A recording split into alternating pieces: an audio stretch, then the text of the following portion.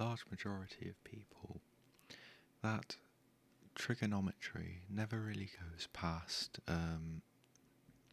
right angle triangle or just any regular old triangle. If it be an isosceles triangle, equilateral triangle, or just with any angles. So if you have a right angle triangle, and you know it's right angle because it's denoted by that square here, which means that every side is 90 degrees here, then by the rules of triangle, you know that is 90 minus, and then if we're saying that that is alpha there, that's just some general rules for triangles.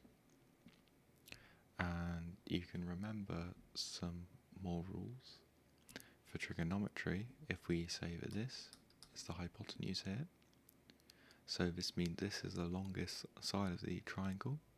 This is the adjacent because it's got the angle that we want to look at here. And this is the opposite because it's opposite to the adjacent. And then through some handy way of remembering, soccer tower, then we can now find any one of these just with, for example, a angle and the hypotenuse, or the adjacent or the hypotenuse, and then we'll find an angle. So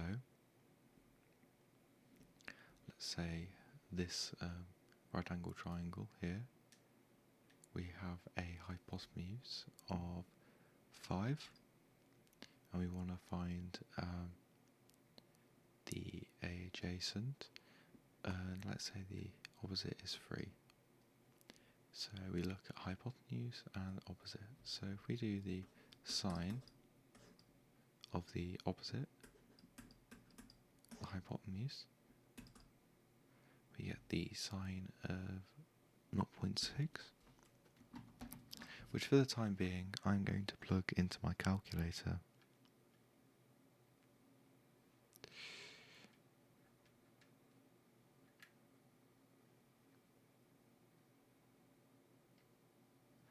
Which gets us 36.8 degrees,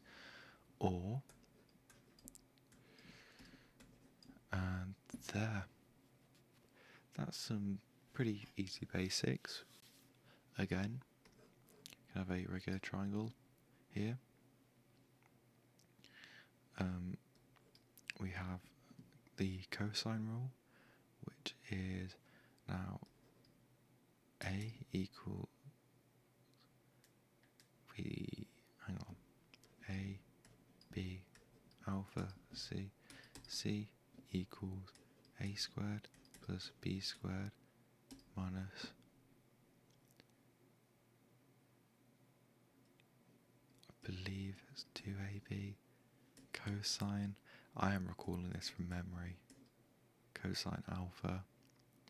If that is wrong, then I'll hopefully put a little handy bit in there, but I'm not going to get too much into cosine rule, as it is rather trivial, as someone might say. And I don't really want to go into triangles as much, as it's not really the focus of today's videos. I again find that rather trivial of a mathematics. But we're all on the same page of where really trigonometry comes from. And again, triangles, circles, but in itself it really is just a function in reality to look at changes in things you can also use it for because of the sine graph, and that's what we are going to draw now. But we're going to draw a set of axes here, and if you have been looking at this channel for some time now, you know that I'm absolutely atrocious when it comes to drawing axes. But here we're going to have 90, 180, 270 and 360, and obviously here is 0, but bit of a distance there. But and also if you wanted to have it, you could have pi here, 2 pi.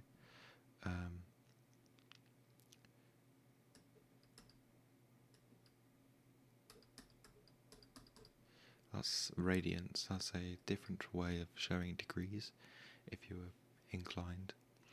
And these just translate into one another. Oh, no. So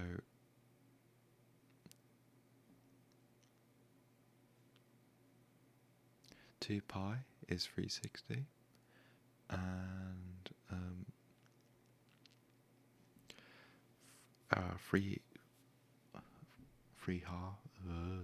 1.5 pi is 270. Pi is 180, and 1/2 of pi is 90. And then if you wanted to, you go into 45, which is going to be a quarter, etc., etc. And so if you wanted to draw a sine graph of here, then sine, if we firstly get our trig identities, so trig constants, not identities. Trig identities we'll come onto in a bit, but I'm going to talk about trig constants. So we have 0, 30, 45, 60 and 90. And through some other handy dandy rules, we will be able to just use these to get every single part of the sine and cosine graph. So sine, oh no, cosine and tan. Sine of 0 is 0. Sine of 30, there's actually a very handy hand method you can do, which I'm going to do. It's 1/2 of 2 over 2. Square root of 3 over 2 and 1. Cosine, yeah, let's just pretend, look at my horrible, absolutely horrible. And there is symmetry, and I think that immediately gives away that this is a curve. Tan here, if you don't know, tan is equal to sine over cosine. It's a function, so I'll do that, or x, it depends. Should put brackets in, but a lot of mathematicians are lazy and they don't. So sine of 0, if we plug this in, we get sine of 0 over 1, which is 0, and or it is quite rather debated as well, but it is 0. I believe anyway. I might have offended someone by saying that. Sine tan of 30, or if you want the hand method, you can just sine of 30, flip it over, you get root 3 over 3. Sine of 45 is 1. Tan of 45 is 1, not sine of 40. Sorry about that. That is root 3.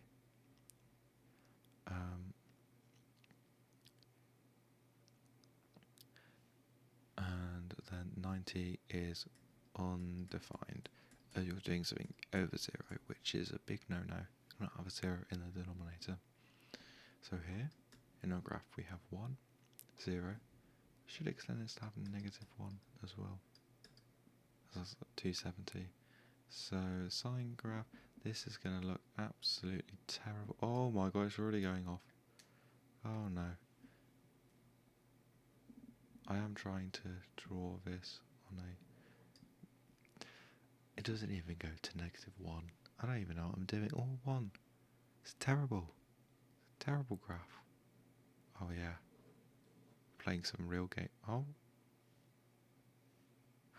Thanks, OneNote.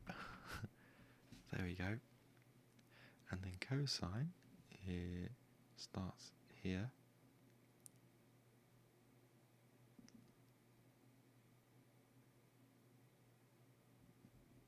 Just trying to trace it out.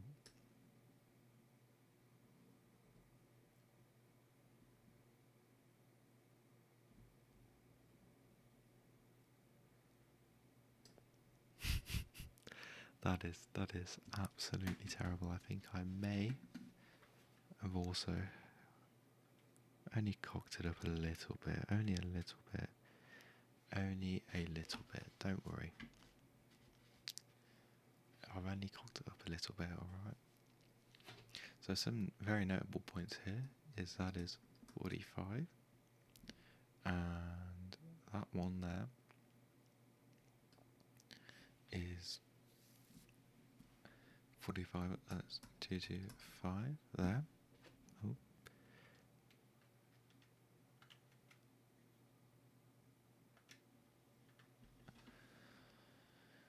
Oh, 225, we'll give that a little there. So that's going to get onto something later. But we have other functions as well for this graph as well to make it even cooler. We have sec, cosec, and cot. There are other interesting trig functions, but I'm not going to get into those as I can't, as I don't want to.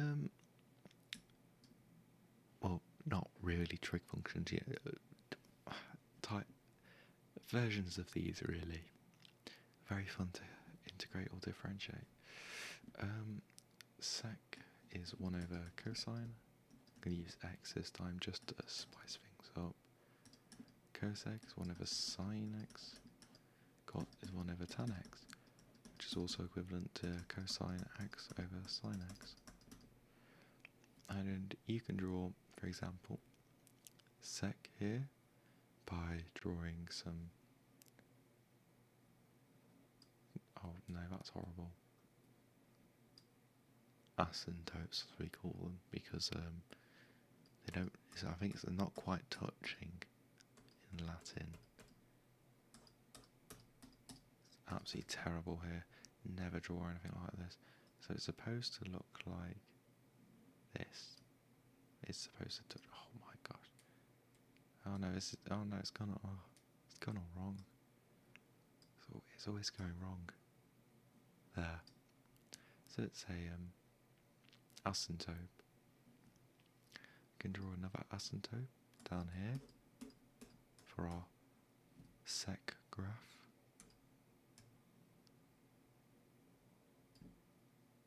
So it's so hard to distinguish what's going on here. I feel very sorry for if you're still confused. I will try and help. So we can draw an asymptote at 180 here and 360 here as well if we're doing the cosec graph. And that will asymptote to 0 and to 180. This will asymptote to 270, 360. Oh no, I think. So hard to distinguish here, I'm incredibly sorry. No, it's here to 180. Very sorry, guys. I know it looks like a mess right now, so I'm gonna scroll down this graph, and we're gonna show you some trig identities and some compound angle formulas. So one very easy trig identity to remember is sine squared x plus cosine squared x equals 1. Obviously the proof of this is very trivial. I'm joking. But I won't show it as there are hundreds of videos showing this, and I think it's very you can prove it by exhaustion if you wanted to, just with a calculator. But this is one trig identity that we'll need. We can derive others from it. So if we have cosine squared over sine squared, obviously this being equivalent to sec squared. Oh, not sec squared. Oh my goodness. What am I on about?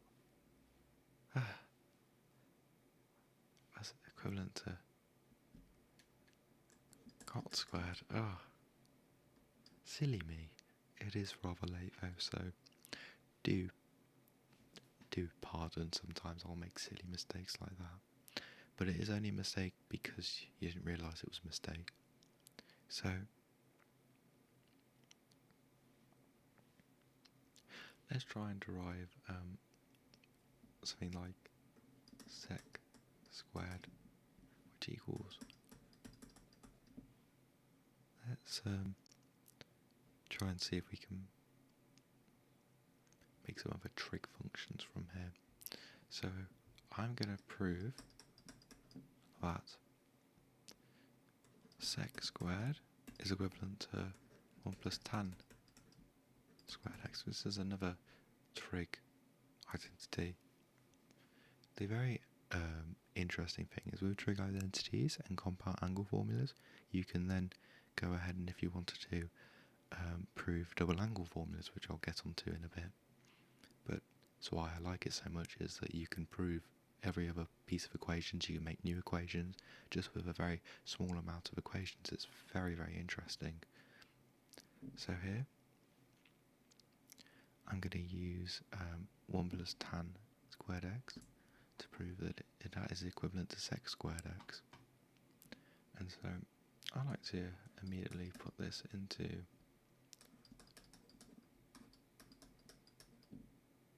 that is of course equal to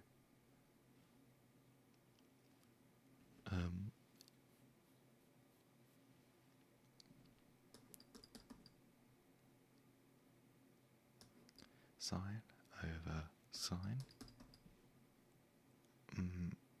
Actually, no. We need to do cosine over sine. Is it sec? So we do cosine over cosine plus sine squared over cosine squared. Now we times cosine on both sides, and we get cosine squared over cosine squared. We could initially just say cosine squared of cosine squared, but I'm a little bit silly. Okay, I'm a bit of a silly Billy. All right. And this here, obviously, if we scroll back up, I'm gonna. You can use this formula here. Or use it here. Because they have the same denominator, so this is just equivalent to 1 over cosine squared x, of course, and that is just cosec squared. And so we have already proved one of the trig identities. Now, is another one. We can prove that 1 plus cot squared x, of course, is equivalent to cosec squared x. And again, cot is equivalent to cosine squared over sine squared x. 1 here, we can just have it as we wanted to, trying to think about where we're trying to get to here. Ooh. So we're trying to get to 1 over sine. So we have sine squared over sine squared for 1. It's equivalent. Add them. You get 1 over sine squared x, which is equivalent to cosec squared x. And so we proved 2 trig identities from that. But now I'm going to go on to some other formulas, some we call compound angle formulas, after I've had a glass of water first.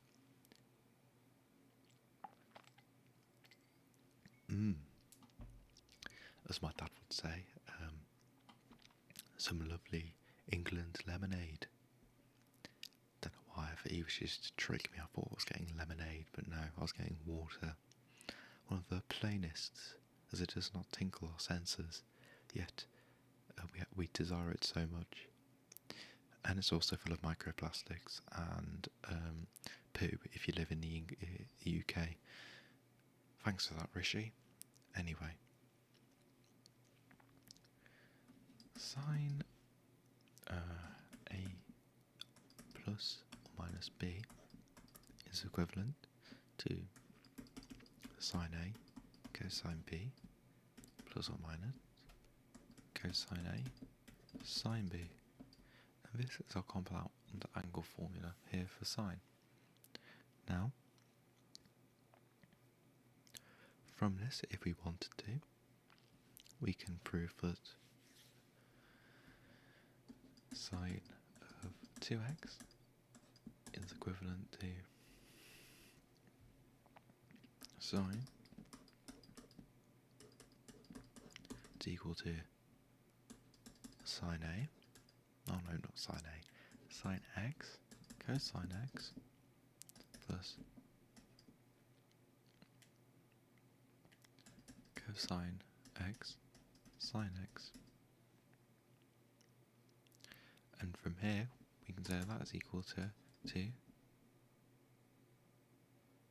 sine x cosine x. And we have proved, using our compound angle formula, that the sine 2x double is this double angle formula from here.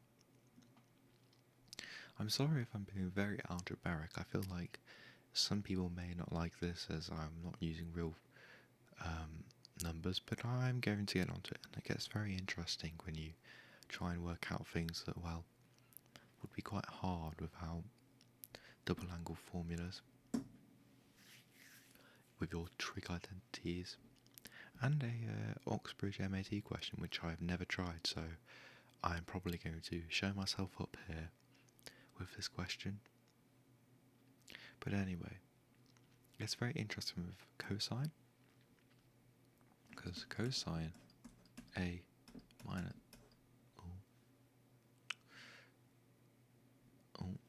I've already done it the wrong way around. B is equivalent to cosine a cosine b minus or plus sine a sine b. And again, if we want to plug in cosine 2x, this is equivalent to cosine x plus x, which is equivalent to cosine x cosine x minus sine x sine x. Now that is equivalent to cosine x squared minus sine squared. And if we wanted to, we could just put this in purely forms of cosine, and we can say that, well, from sine squared x plus cosine squared x equals 1, we can remove sine squared x and remove 1, so we get 2 cosine squared x. Actually, I think I'll show it better. Cosine squared x minus 1 equals to sine squared x, and so we get 2 cosine squared x minus 1. If you wanted it purely in just forms of cosine to make it maybe a bit easier for yourself, but I digress. Now it gets very, very interesting with tangent, because we start getting fractions, and we can again show that tan a plus or minus b equals tan a plus or minus b, which is then going to be again 1 minus plus tan a tan b. And again, we can tan x plus x. I'm not going to bother to write 2x again, as I would like to move on now, as it's getting rather trivial.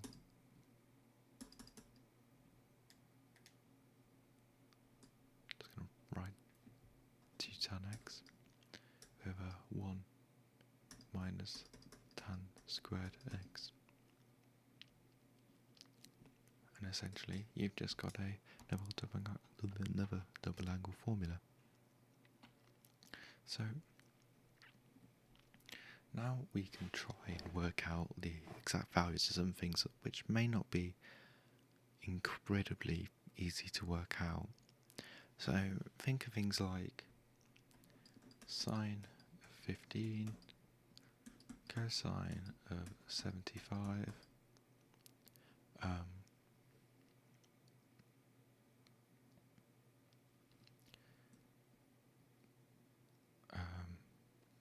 let's think tan, let's go tan of 105, and so on. We'll do these and then I'll think of more very interesting questions. So this, we can write this as sine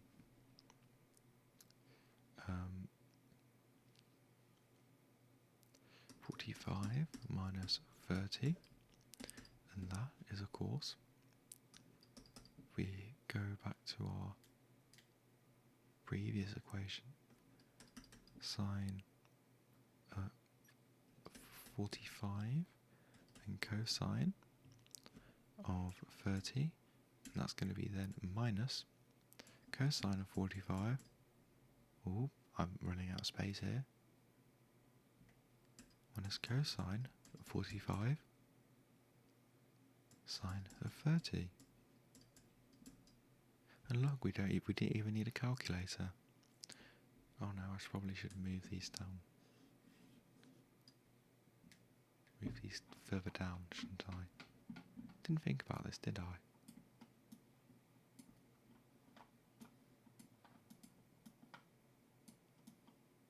Look at that. That's why OneNote's so good. It's not good. Anyway, this is root 2 over 2. This here, cosine 30, is root 3 over 2 minus root 2 over 2 and 1/2. So here we have root 6 over 4 minus root 2 over 4, which is equivalent to root 6 minus root 2 over 4. And if we plug it into our calculator, sine of 15, that's exactly what we get. So well done me for working that out. But now we can do cosine of 75, remembering that now cosine of 75 is equal to so we could, if we wanted to, do 60 plus 15. So how about we do that? We do 60 plus 15.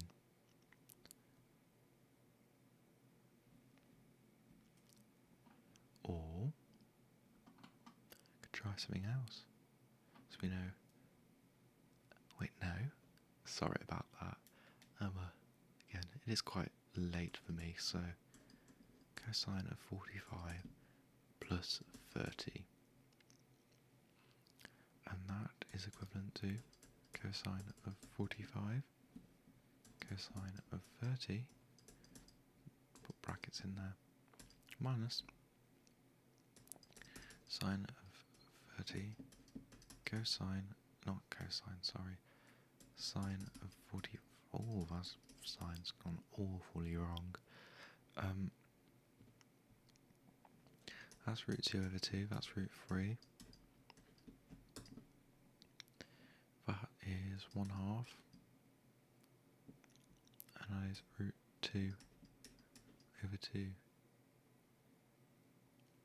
See, it's very similar to sine of 15. I just came up with these in my head, so that's probably why. Root 6 over 4 minus root 2 over 4. And aha! We have just proved something. Sine of 15 is equivalent to sine of cosine of 75. And there, I have accidentally, without even thinking, have shown the symmetry in cosine and sine. Yeah, whoopsie daisy. Anyway, let's go on to our tan of 105.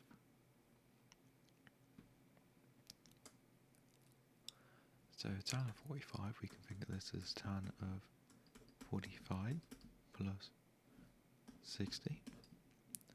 And that is, of course, equivalent to tan of 45 plus tan of 60. That is then 1 minus tan of 45 tan 60. So here, this is 1. So we have got 1 plus tan of 60 is root 3.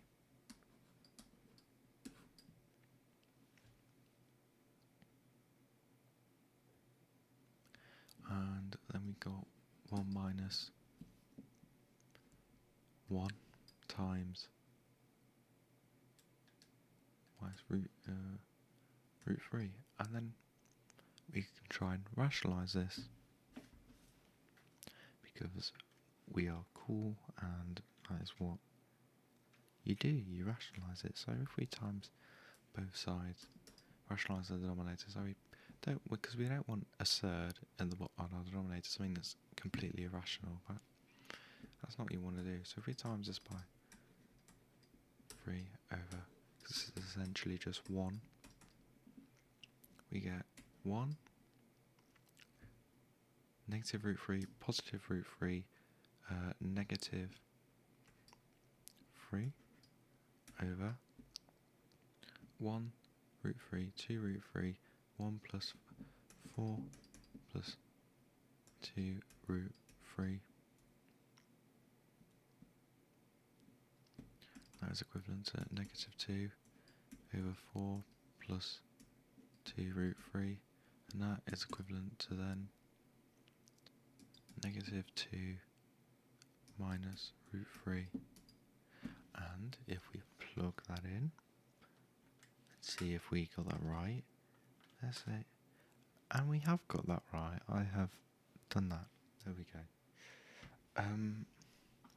Now,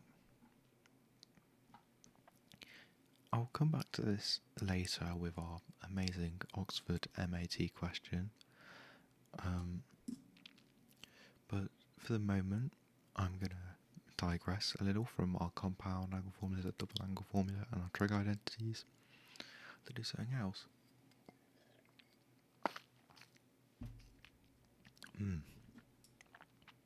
We are going to go on to thinking about if we had the equation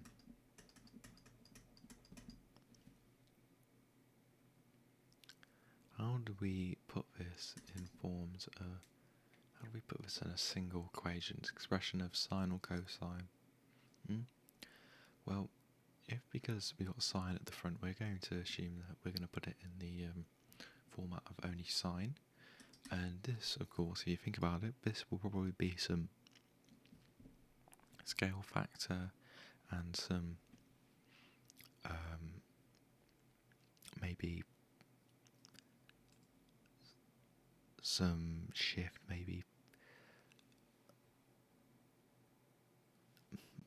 in the I don't know what my words are. Shift. What was that? Oh my goodness.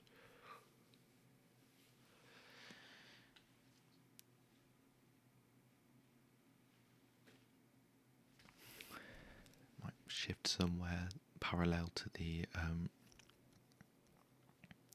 x axis. Oh, a spider has just landed on my arm.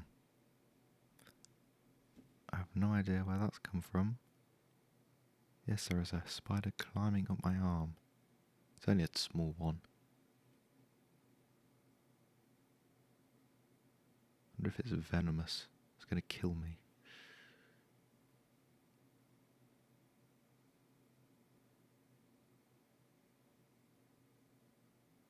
It's probably coerce it.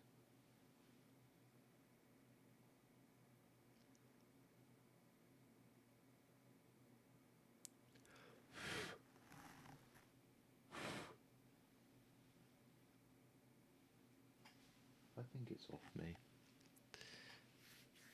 I'll probably remove that part. So, I said it's going to be some scale factor of sine alpha plus x. It's going to be some shift. If you want to talk about physics, it's going to be some phase shift. But anyway, so from this here we can expand this out. So we can say sine x plus cosine x is equivalent to. Oh no, I've again. I'm incredibly sorry for. Cannot redo that part there.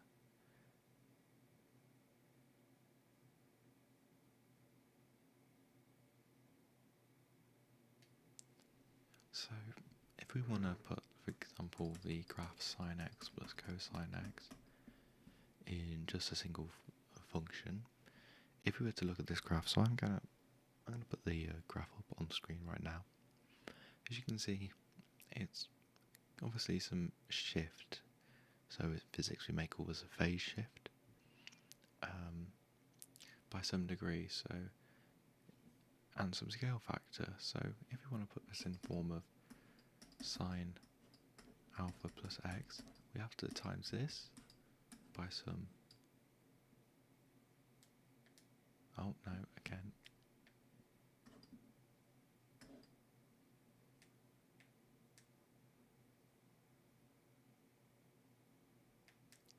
Put this in. Oh, I'm just going to redo that again. So if you want to graph sine x plus cosine x, we will put it in the form of r sine x. Oh no, sine alpha plus x. And the reason for this is that if we show by the graph on screen now, it's some phase shift here around the x-axis. It's going to be somewhat different, but it's also going to be some scale factor of the sine graph. And so we can expand this out, so we can say that r, remember with our trig compound angle formula, so we aren't digressing too much. I'm just sine alpha, cosine x, pardon me, cosine alpha, sine x. And if we then say that r sine alpha cosine x plus cosine alpha sine x,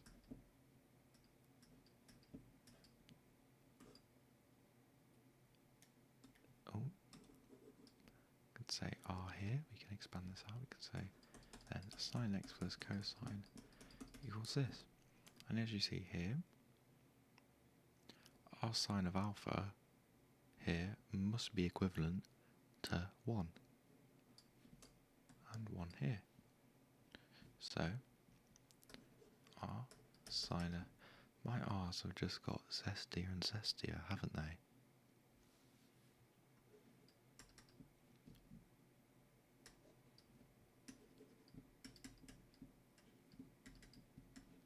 As you can see here, sine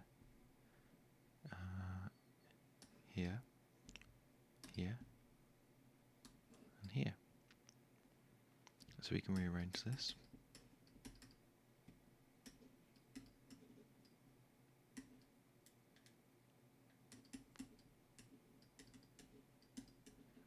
Right, so now we can easily say that, well, because 1 saw and cosine ka, we know that then 1 is the adjacent and the one is the opposite. So square root of 1 squared, so 1 squared gives us the legendary irrational number square root of 2. And so you've already got r. So if we wanted to, we could plug this back in, get square root of root 2 over 2, which would give us 45. But no, I'm going to do this a bit different. So we're going to do tan of 1 over 1, which of course gives us 1, which gives us 45. So now, when you do sine x plus cosine x, you are doing a linear scale factor of square root 2, and you are timesing that by sine x plus 45 degrees. That's something I just wanted to go on to before, as I've realised this video may be going on for a bit too long. But I am amazed at the attention that these videos do get, although I am somewhat believing that it's because autoplay is on and there may be someone sleeping right now as I'm explaining this, which, fair on you. If you have woken up to me, hello. I hope you had a nice sleep if you have woken up. If you're still watching this, I'm going to probably be finished in about 10-20 minutes. Then you can have your 40 winks, and I hope you have an amazing sleep then.